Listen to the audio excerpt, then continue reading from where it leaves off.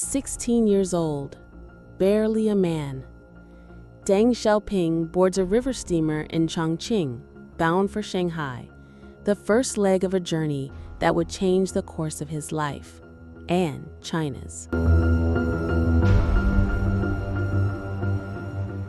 He was the youngest of 84 students from Sichuan, part of a bold new initiative, diligent work, frugal study. The goal? Learn from the West, return with power. But the journey would teach Deng something much darker. In Shanghai, during a week-long layover, he saw it. White foreigners treating Chinese laborers in their own country like slaves. In Hong Kong, Vietnam, Singapore, and Ceylon, the pattern repeated. Colonialism, humiliation, exploitation. For young Deng, the idea of progress would forever be tied to the shadows of empire. On October 19, 1920, Deng Xiaoping arrived in Marseille. A local paper noted the young Chinese in Western hats and sharp shoes, silent, motionless, but intelligent. From there, he was sent to Bayeux Middle School in Normandy, one of 19 students eager to learn French, science, and engineering to rebuild China from the ruins of its past.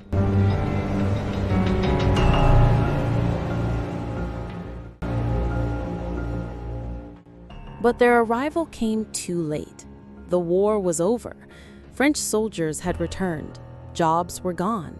Prices soared. And in early 1921, the Sichuan Foundation pulled out.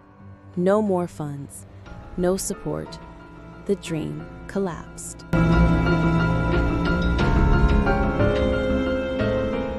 On March 13, Deng and the others left Bayeux. 3 weeks later, he found factory work in Creusot, at Schneider & C., France's largest arms manufacturer. He was 16, and now an unskilled laborer.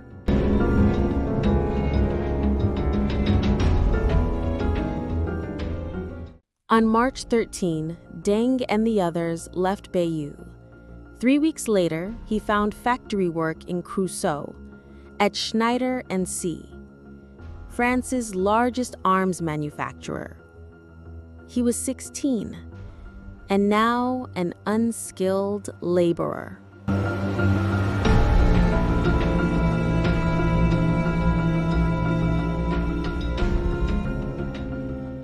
On March 13, Deng and the others left Bayeux. 3 weeks later, he found factory work in Creusot, at Schneider & C., France's largest arms manufacturer.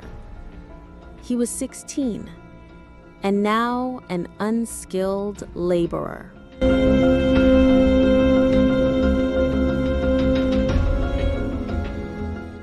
He saw it firsthand.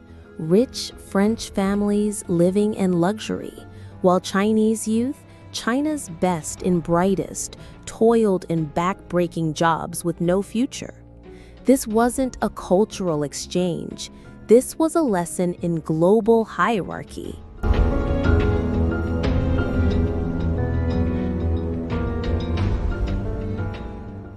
In the late-night cafes and dim apartments of Paris, Deng and his comrades formed study circles. They debated, why was China weak? What made the West powerful? What must be done? Some turned to anarchism. Others, like Deng, turned to Marxism.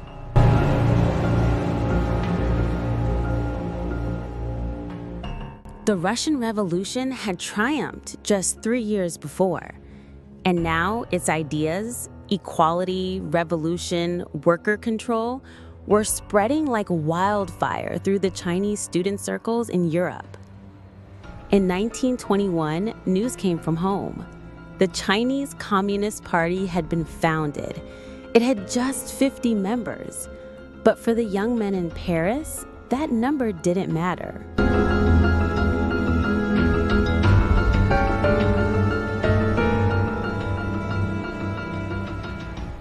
In 1922, they formed a communist organization in France. And by February 1923, Deng Xiaoping was at its founding Congress, joining the Chinese Communist Youth League in Europe. Its secretary? Zhou Enlai. The movement had begun.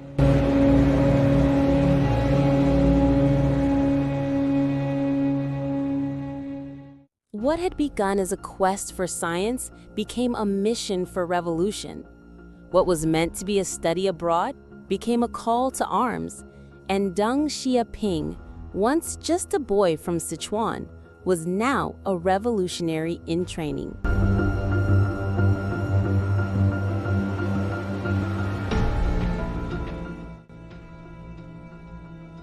From the sweat of the factory floor to the smoke-filled rooms of radical thought, he had seen the world's injustice, and he would dedicate the rest of his life to changing it.